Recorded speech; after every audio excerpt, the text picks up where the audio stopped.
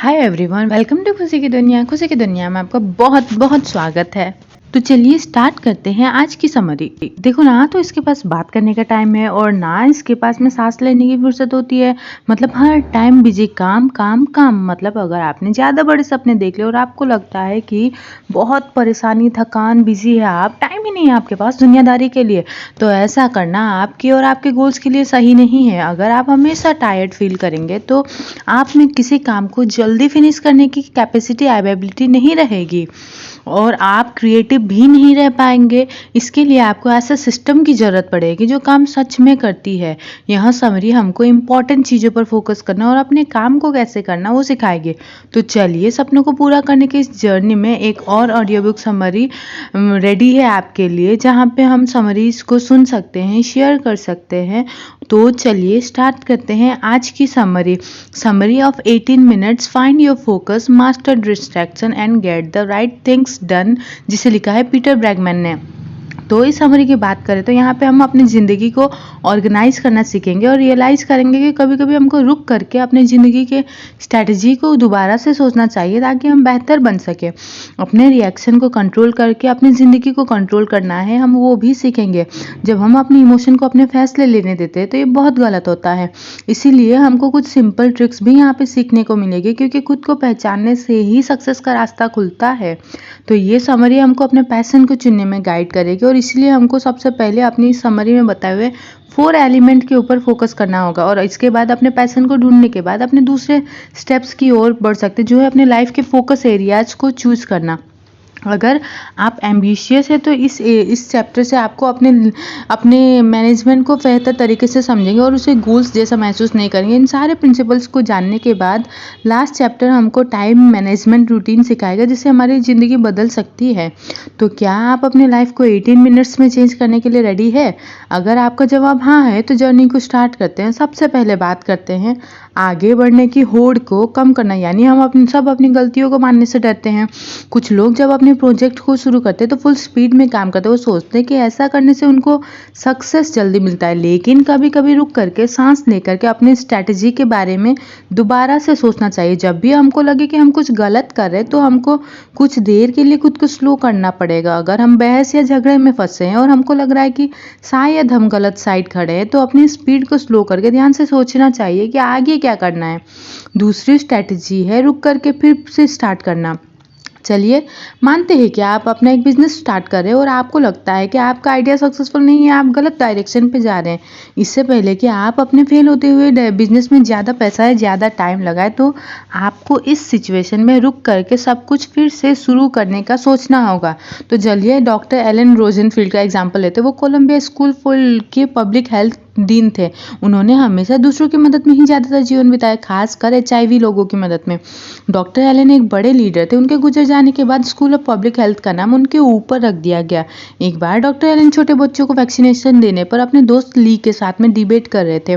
Doctor Elon इस subject पे knowledge रखते थे और उनका मानना था कि बच्चे को वैक्सीन देना चाहिए।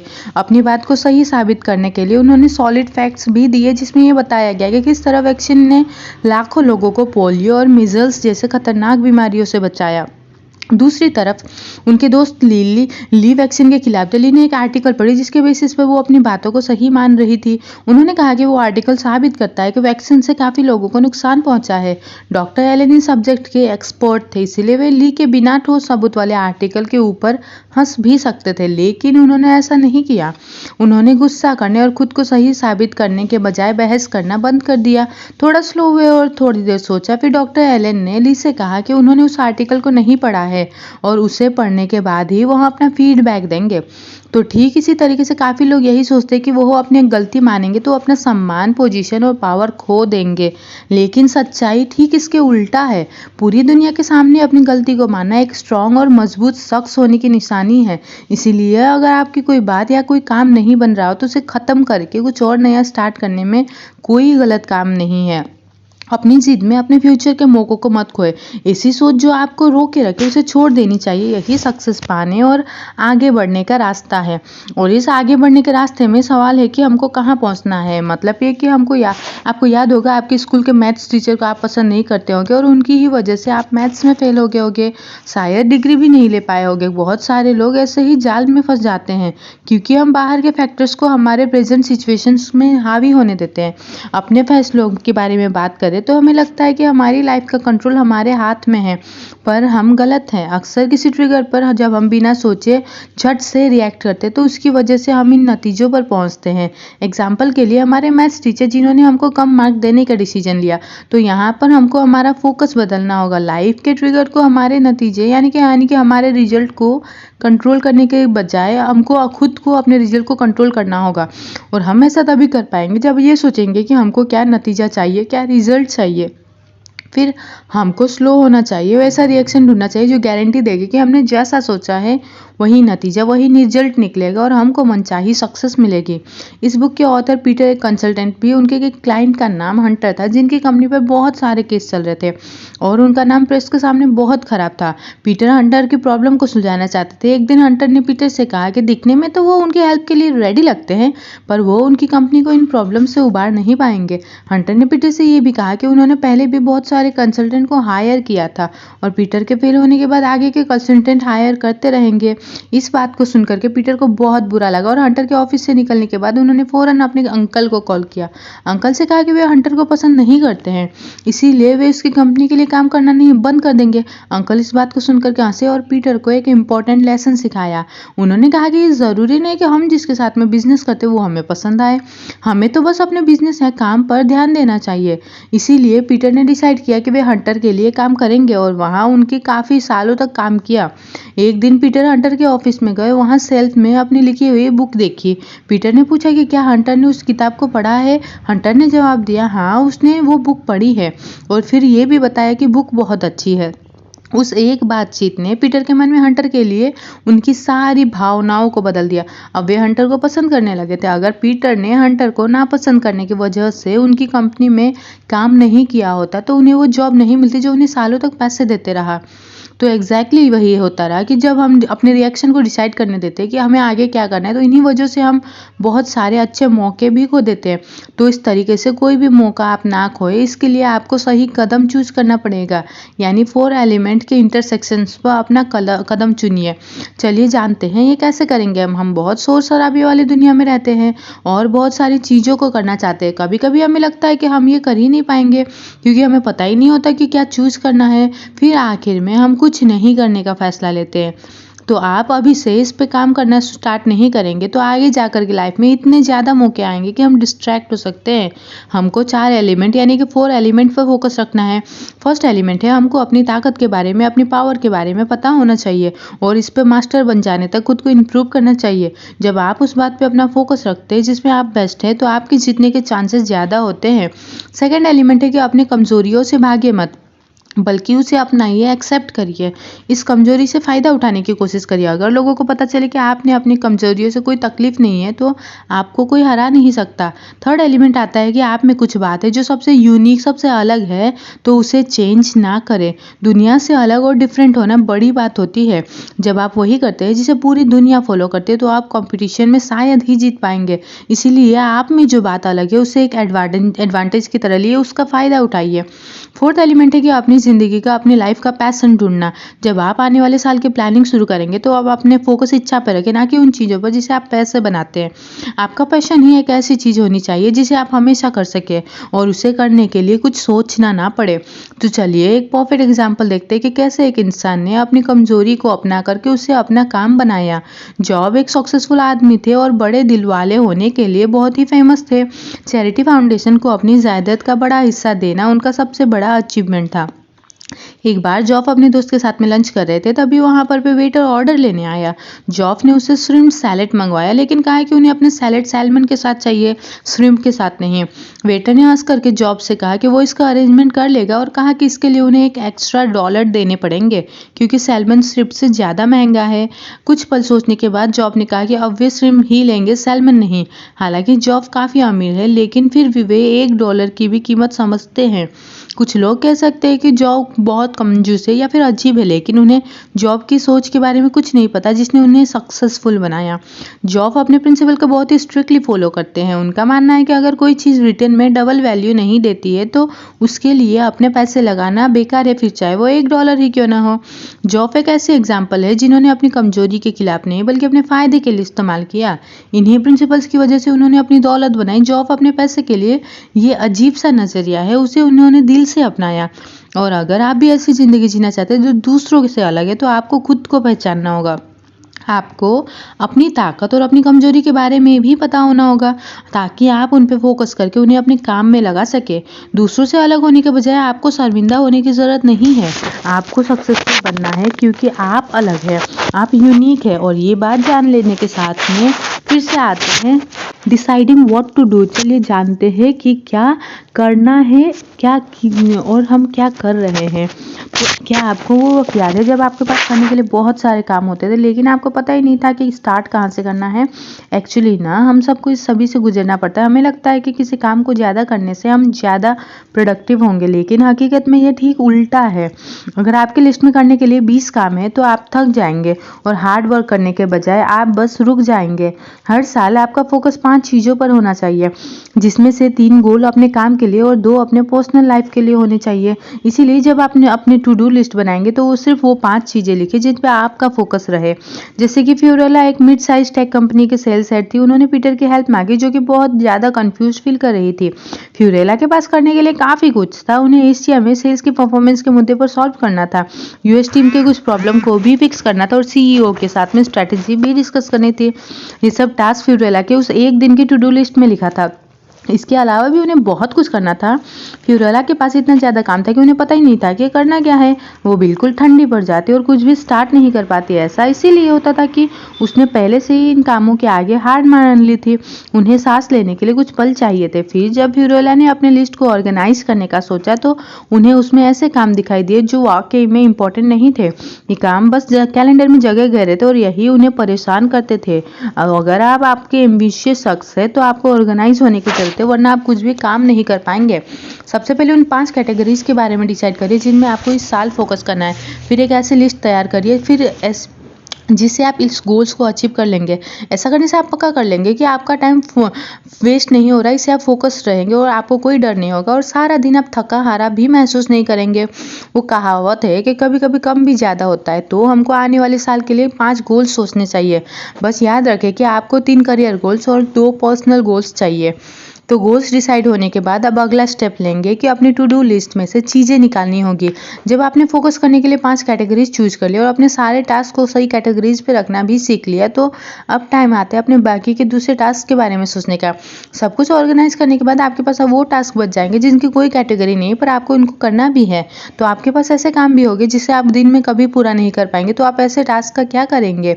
तो यहाँ पर आप बैठ करके अपने लिस्ट को रिव्यू कीजिए। आपके पास में 4 चॉइसेस है। आप इन टास्क को कर सकते हैं या फिर कल या फिर परसों के लिए भी डाल सकते हैं। आप इन टास्क को ऐसे लिस्ट में रख सकते हैं जिन्हें आप कभी ना कभी जरूर करेंगे, या फिर उन टास्क को छोड़ दीजिए। तो यहाँ पर ट्रिक ये है कि आपको किसी भी टास्क को 3 दिन से ज़्यादा तक टू डू लिस्ट में नहीं रखना है। इस अधूरे टास्क से आप थका सा महसूस कर सकते हैं, इनके बोझ के नीचे दब सकते हैं और खुद को कहीं खो सकते हैं। ऐसा भी हो सकता है कि आपको गुस्सा आए और आप ऐसा व्यवहार करें, ऐसा बिहेव करें जो आपके नेचर में ही ना हो। तो आइए डॉब का एग्जाम्पल यहाँ पे देखते हैं। डॉब एक प्रोफेशनल सर्विस फर्म के सीईओ है। इनकी लाइफ बहुत ही सक्सेसफुल है और सभी उन्हें पसंद भी करते हैं क्योंकि वो एक अच्छे इंसान भी है। डॉब के पास में एक सक्सेसफुल जॉब है, कुछ साल शादीशुदा जिंदगी और बच्चे भी हैं। वो इंटेलिजेंट भी है और अपनी कम्युनिटी का ख्याल भी रखते हैं। डॉब काफ़ी किताब पढ़ते हैं जिस वजह से पार्टियों में लोग उनके आसपास रहना पसंद करते हैं। हालांकि एक दिन डॉब ने अपना फ़ोन फेंक दिया था जो उनके किसी एम्प्लॉयज़ को लगते लगते बचा, लेकिन इसके बाद उन्हें एहसास हुआ कि ऐसा करना उनकी आदत नहीं है, ये उनकी पहचान है ही नहीं। डॉब एक अच्छे इंसान है जिन्हें सारे लोग पसंद करते हैं। तो आखिर उस दिन उन्हें हुआ क्या था? अब वह सिंपल तरीके से कहते उनके टास्क की लंबी सी लिस्ट को लेकर के वो बहुत ज़्यादा परेशान थे।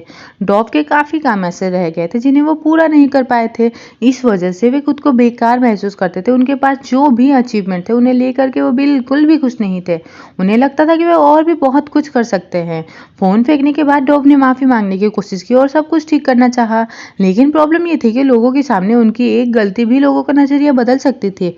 और बस यही वो पल था जब डॉब की पहचान बन गई, क्योंकि वो अपने टू डू लिस्ट को सही तरीके से चला नहीं पाए थे। तो अगर आप डॉब की तरह गुस्से से नहीं फूटना चाहते तो आपको एक सिंपल सी ट्रिक सीखनी पड़ेगी। हर सुबह आपको अपने फ़ोन अलार्म को 1-1 घंटे के लिए सेट करना चाहिए। फिर आप खुद से 2 सवाल करिए। पहला सवाल कि जो पिछला 1 घंटा गुजरा, जो क्या मैं उसमें प्रोडक्टिव रहा? दूसरा सवाल, ऐसा मैं क्या कर सकता हूँ जिससे मैं अगला 1 घंटा पहले वाले से बेहतर हो? ऐसा करने से आपका फोकस अभी के टास्क पर टिका रहेगा और लिस्ट के बाकी टास्क आपको बेचैन नहीं करेंगे। आपको अपने हर घंटे को यूज करना चाहिए। तो अपनी टू डू लिस्ट के बारे में बहुत ही कमाल की बात जानने के बाद अब बात करते हैं अपनी डेली रूटीन को तैयार करना। कि आपको एक दिन में सब कुछ करने का टाइम मिल जाता है? बेशक नहीं। सब लोग शिकायत करते कि उनके पास टाइम की बहुत कमी है और बस यही प्रॉब्लम है। तो हमने पिछले चैप्टर में जाना कि हमें अपनी टू डू लिस्ट के 5 कैटेगरीज के बारे में फोकस कैसे करना है, जिनमें 3 कैटेगरीज अपने काम या जॉब से रिलेटेड, बाकी के 2 कैटेगरीज अपने पर्सनल लाइफ के लिए होंगे। एक ऑर्गेनाइज लिस्ट रखने से टाइम की प्रॉब्लम एक मैजिक की तरह खत्म नहीं हो सकती। असली चैलेंज तो है आपके प्लान की एग्जीक्यूशन, यानी कि आप अपने प्लान्स को कैसे चलाते हैं। इतने सारे डिस्ट्रैक्शंस के रहते आप अपने प्लान पे कैसे टिके रह सकते हैं, ये एक बड़ा सवाल है। तो जवाब बहुत सिंपल है, हमको एक रूटीन बनानी पड़ेगी। ये है 18 मिनट्स टेक्निक। सबसे पहले हर सुबह अपने टू डू लिस्ट की प्लानिंग के लिए 5 मिनट लगाइए। याद रखिए कि आपको वही काम लिखने हैं जो आपके 5 कैटेगरीज में फिट बैठते हो। फिर हर घंटे आपको 1 मिनट के लिए अपनी प्रोडक्टिविटी चेक करनी चाहिए और देखना चाहिए कि आप कैसे और इम्प्रूव कर सकते हैं।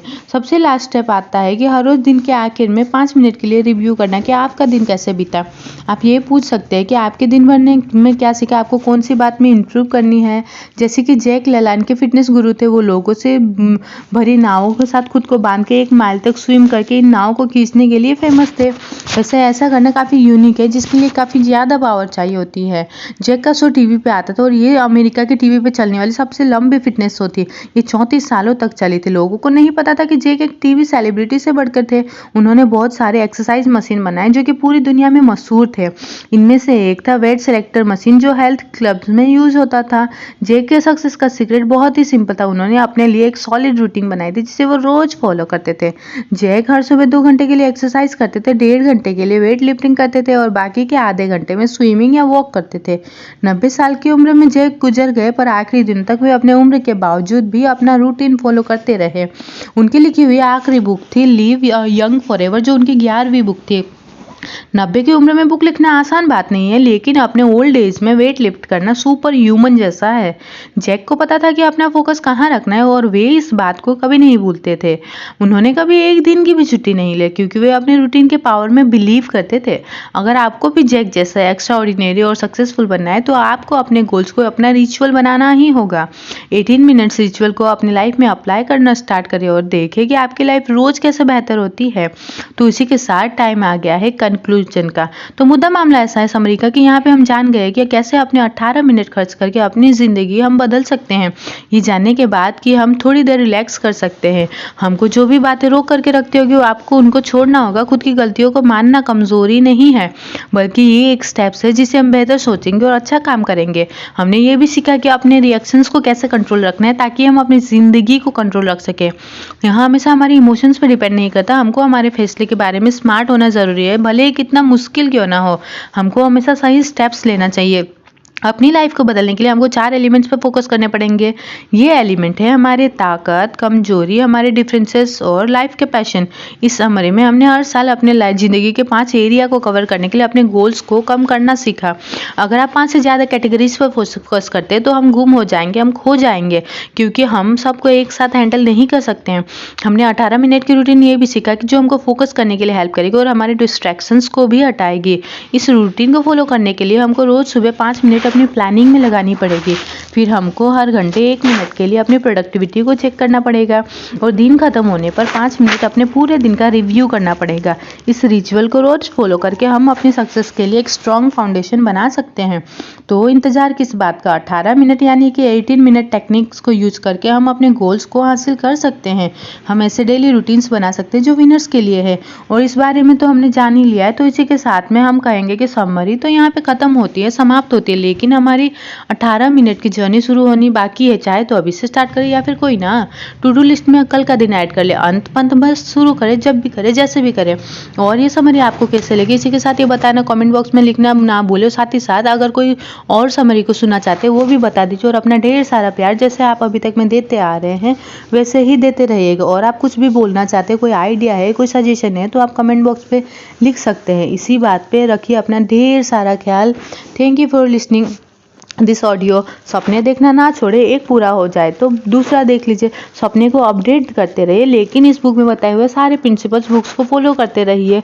और ताकि हमको कोई कंप्लेन ना हो, राइट। चीज़ें ना बैलेंस्ड होनी चाहिए।